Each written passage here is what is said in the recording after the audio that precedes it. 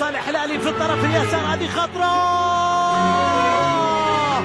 التسديدة لخارج أرضية الملعب، فاتت الفرصة على محمد شريف. انطلاقة في صالح النادي الأهلي على اليسار، فيها ملعوبة إلى داخل منطقة الجزاء. الفرصة قائمة براسية، مرت إلى خارج أرضية الملعب الراسية إلى ركلة مرمى. كانت فرصة رائعة للنادي الأهلي، شوفنا ترجع مرة أخرى. محمد هادي يلعبها عرضية، كرة شحات يعدي، يا سلام،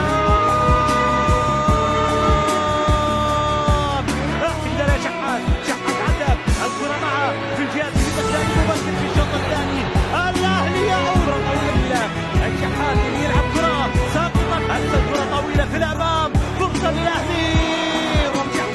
الشحات مع الكرة في الجهة اليمنى، عدى الشحات، فيها بنالتي، ركلة جزاء. نعم، الأهلي يحصل على ركلة جزاء، يريد العودة من هذه الكرة، من هذه اللقطة. لا تنسون شديد لتنفيذ ركلة الجزاء.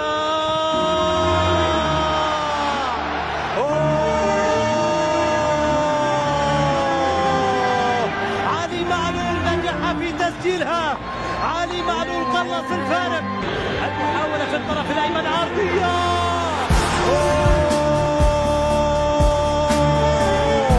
كانت فرصة العودة. معلول عند ركلة الركنية يلعب كرة في منطقة الجزاء بالراس، والكرة مقطوعة من حارس المرمى نونين، أنقذ مرمى الريال. نعم، المنعطف في الهام، المنعطف الصعب، الكرة خطرة، تنفيذ الكرة الثابتة